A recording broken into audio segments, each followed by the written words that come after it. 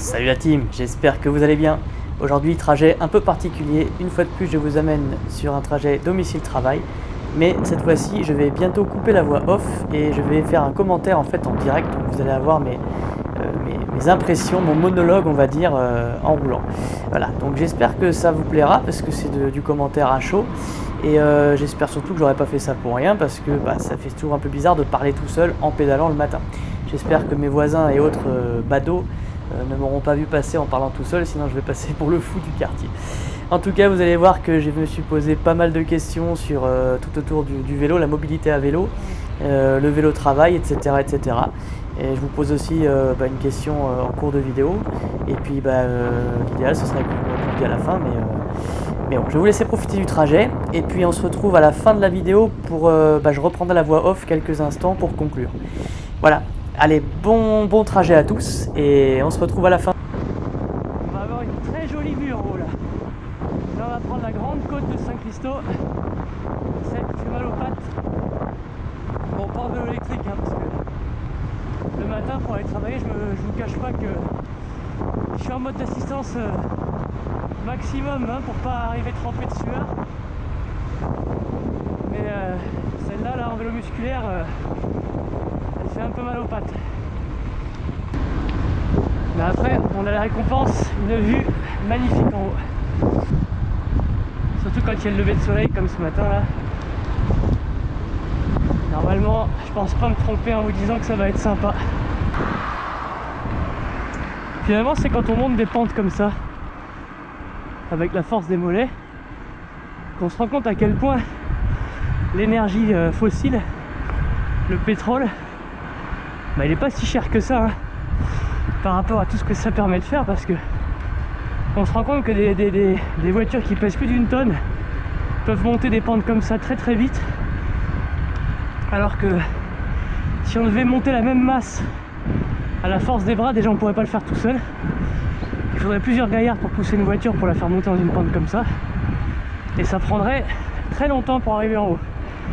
Et c'est comme ça qu'on mesure à quel point l'énergie fossile est très précieuse et que c'est totalement aberrant de s'en servir pour tout et pour rien comme on le fait depuis, on va dire, depuis 70 ans quoi. Depuis la fin de la guerre, où maintenant on prend sa bagnole pour aller chercher le pain à 2 minutes à pied quoi. C'est un scandale. Et tout le monde est tout seul dans sa voiture. Ça aussi c'est un vrai problème.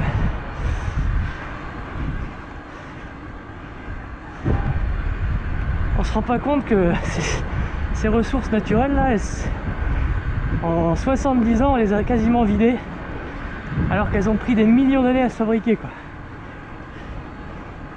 Derrière, si c'est pas beau ça. Et c'est là que le vélo assistance électrique ou le vélo tout court reprennent un peu tout l'essence même du vélo comme moyen de transport. C'est pour ça qu'il a été inventé. À la base c'était pas un loisir.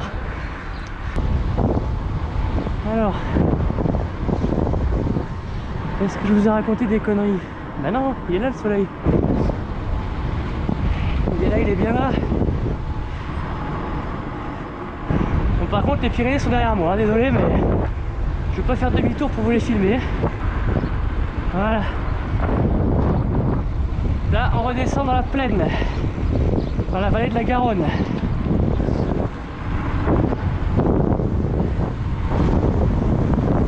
On quitte le Piémont et on redescend dans la vallée. Là, les Pyrénées on les voit un petit peu là quand même, regardez. Je sais pas si vous les voyez là.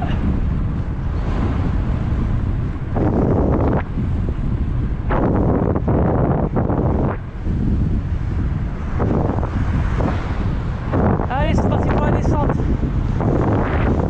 On va se refroidir un peu.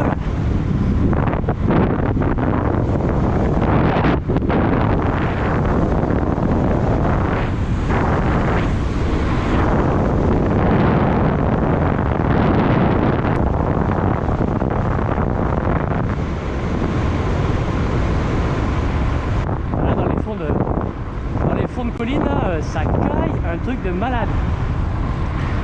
Vous êtes différence de température entre le haut de la colline et le bas de la colline, je sais pas combien il y a de degrés, mais c'est énorme. On se pèle le cul. Et là ça caille. J'ai la truffe humide, c'est bon signe. Bon, en tout cas, pour reprendre mon raisonnement sur les énergies fossiles, bah là, le vélo taf reprend tout son sens, quoi. Puisque de nouveau, le vélo reprend son premier rôle, se déplacer d'un point A à un point B. Avant toute chose, c'était ça le vélo. On l'a oublié pendant 50 ans parce que la croissance économique hallucinante qu'il y a eu après la guerre a fait que acheter une voiture par ménage, c'était un signe extérieur de richesse. On a laissé tomber les vélos qui nous avaient servi pourtant massivement avant la guerre.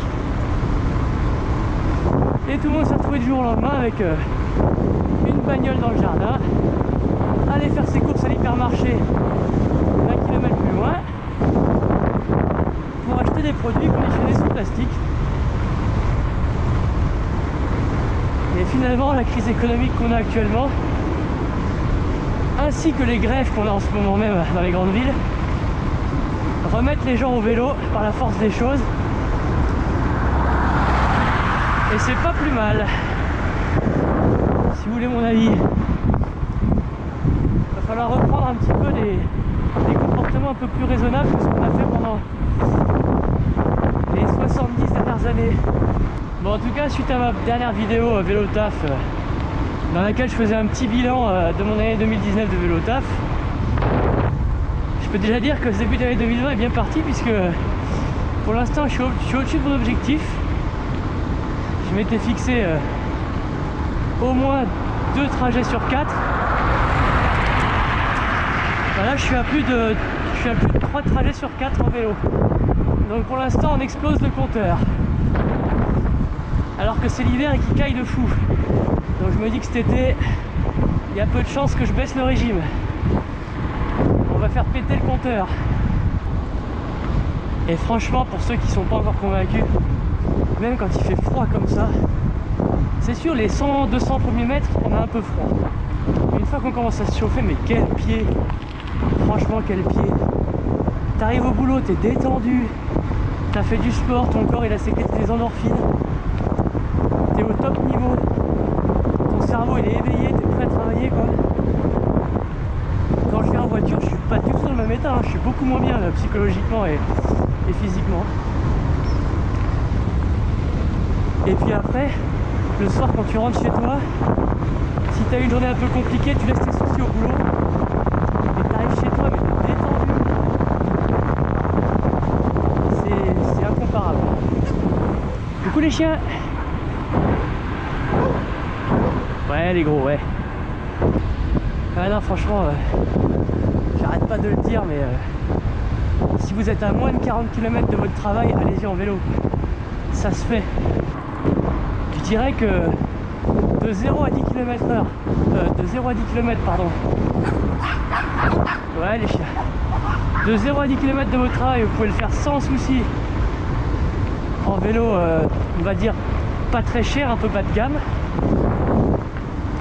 De 10 à 20 km, sans gros dénivelé, vous pouvez le faire en vélo musculaire, un peu plus élaboré quand même, un peu plus léger, un peu plus... avec un peu plus de développement. Et on va dire de 15 à 40 km, donc on va dire de 15 à 30 sans dénivelé avec un bon vélo.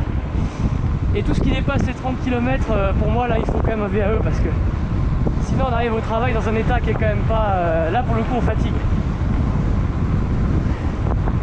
C'est pour ça que j'ai choisi le VAE, parce que là j'ai 42 km en tout et j'ai 400 mètres de dénivelé positif, avec des pentes à pas mal de pourcents quand même. Donc pour arriver en bon état au travail, j'avais pas trop le choix. Et puis en plus j'avais déjà un VAE dans mon garage, donc j'ai juste à le transformer. Pour ceux qui n'ont pas vu ma vidéo de transformation du VTT-AE en vélo taf, eh ben, elle est toujours dans la liste de mes vidéos. Et je regrette pas ce choix, parce que autant le VTT-AE j'ai bien aimé, mais je suis quand même pas encore tout à fait convaincu. Je préfère encore le VTT classique. Autant le vélo taf avec un vélo électrique, dans un cas comme le mien, c'est juste le pied. En plus, c'est un bon complément à l'entraînement puisque pour garder un bon niveau, il faut faire minimum 3 sorties par semaine, on va dire. Et 3 sorties sur un week-end, c'est impossible. Donc l'avantage du vélo taf, c'est que je préserve mon capital foncier, tout ce que j'ai acquis avec l'entraînement la semaine, mais sans forcer, sans dégrader ma fibre musculaire. Et le week-end, je suis au plein potentiel pour faire une session VTT au top niveau, quoi. Et ça, c'est vraiment génial. Donc pour les sportifs, là aussi le vélo taf, ça a que des avantages.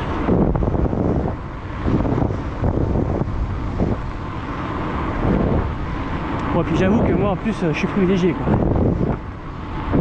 Jusqu'à mes 23 ans j'étais en ville à Paris. Là depuis 10-11 ans je suis à la campagne, au pied des Pyrénées, et faire du vélo dans un environnement comme ça, franchement ça vaut tout l'or du monde.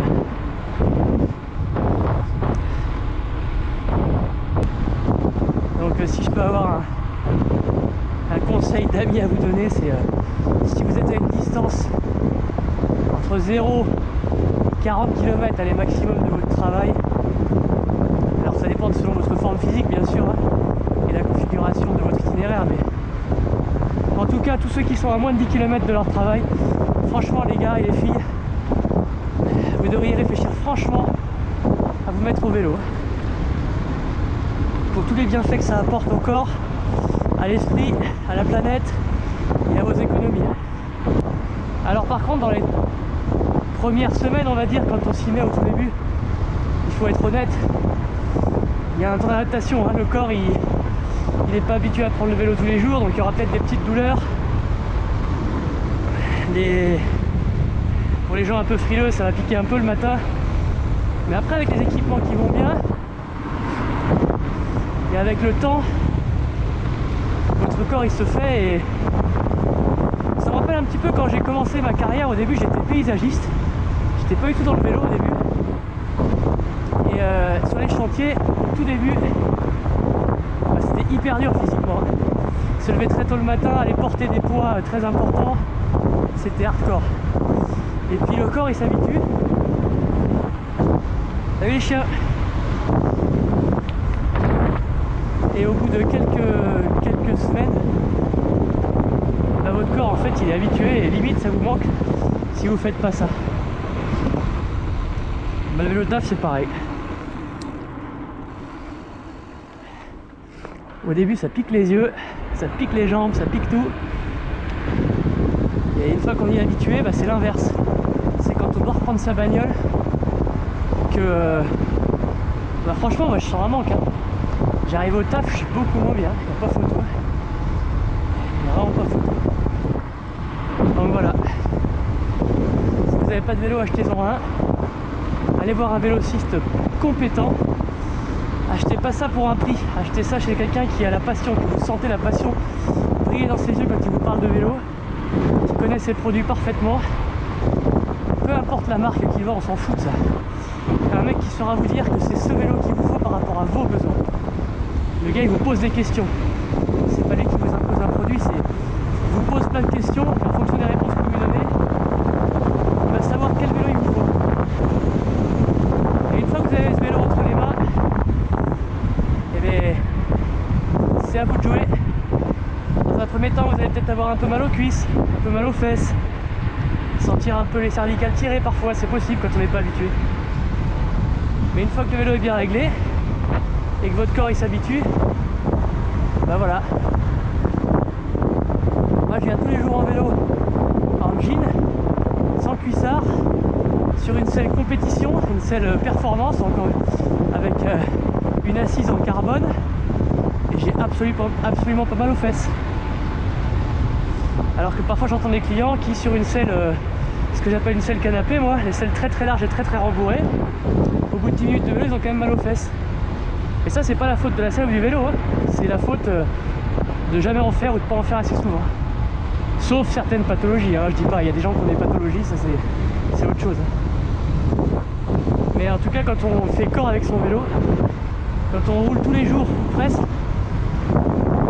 et bien, quelle que soit la selle qu'on a, et bien, le corps il est habitué. Et on a pas mal du tout, moi je suis bien sur ma selle performance. Et pourtant je suis en jean, hein, c'est vraiment la tenue qu'il faut pas pour le vélo. Mais bon, ça me fait chier de mettre un cuissard, etc. pour aller bosser quoi. La flemme. Allez, plus de 3 km et on est au boulot. Alors si je dis on à chaque fois, c'est pas parce que je suis schizophrène et que j'ai plein de monde dans ma tête. C'est parce que je pars du principe que quand je fais une vidéo YouTube, je m'adresse à des gens que j'emmène avec moi. Donc quand je dis on, je parle de vous et moi. Et bah d'ailleurs ça m'intéresse dans les commentaires, dites-moi ceux qui sont à moins de, allez, on va dire, elle va être gentil, à moins de 20 km de leur boulot, on va pas compter ceux qui sont à 40 km, mais ceux qui sont à moins de 20 km de votre boulot et qui n'y vont pas en vélo, dites-moi pourquoi dans les commentaires. Alors ça peut être tout simplement parce que vous avez un boulot qui vous le permet pas, hein. Si vous êtes commercial et que vous avez besoin d'une voiture, ou que vous êtes artisan, que vous avez besoin d'une camionnette, je peux comprendre. Mais ceux qui bossent en bureau, dites-moi dans les commentaires qu'est-ce qui fait que la voiture reste votre moyen de transport privilégié. Je compte pas ceux qui prennent les transports en commun, hein. Eux, vous pouvez continuer comme ça, il n'y a pas de souci. Mais ceux qui sont en voiture, quelle est la raison qui fait que vous ne passez pas le cap du vélo taf alors que c'est faisable physiquement? Voilà. Ça m'évitera de parler tout seul. Et voilà la team, cette petite vélo observation est sur le point de s'achever. Alors avant qu'on se quitte, eh bien j'aimerais revenir un petit peu sur ce que j'ai dit dans ce long monologue embarqué, et notamment vous reposer la question donc de tous ceux qui aiment le vélo, puisque vous êtes là sûrement c'est que vous aimez le vélo, et qui ont un vélo et qui ont un trajet domicile-travail qui n'est pas trop long, et qui pourtant ne font pas de vélo taf. Eh bien j'aimerais dans les commentaires que vous me donniez la raison pour laquelle eh bien vous ne faites pas le trajet en vélo. Voilà, pour ceux qui évidemment ont la capacité physique de le faire, n'ont pas un travail qui exige une voiture ou une camionnette, et puis voilà, pour ceux qui peuvent le faire en tout cas, et qui auraient envie de le faire, pourquoi est-ce que vous ne le faites pas? Voilà, c'est pas du tout une question de jugement ou quoi que ce soit, c'est juste moi par curiosité, puisque je vois quand même que c'est possible, puisque on l'a vu dans les événements récents au niveau des grèves, qu'il y a eu 100% d'augmentation, je crois, de la circulation à vélo dans les grandes villes. Donc si les gens ont fini par prendre leur vélo et qu'ils ont bien réussi à atteindre leur lieu de travail en vélo, c'est que c'est possible. Et donc la question que je vous pose là et à laquelle j'aimerais trouver une réponse dans les commentaires, c'est voilà, si vous pouvez le faire, pourquoi vous ne le faites pas? Voilà, c'est pas pour vous juger, c'est juste par curiosité de toute façon. Voilà, même moi, comme je l'ai déjà dit dans des vidéos précédentes, je ne prends pas mon vélo dans 100% des trajets, et je ne vais pas m'en excuser, je veux dire, c'est pas une obligation légale. Mais voilà. En tout cas, j'espère que cette vidéo vous aura plu, et on se retrouve très très bientôt pour de prochaines vidéos. Il y a des bons projets qui arrivent pour février. Et puis en attendant, je vous souhaite de bons rides à tous. Prenez soin de vous. Allez, ciao la team. Et voilà, on est au boulot. On va aller garer la Rolls à l'atelier derrière.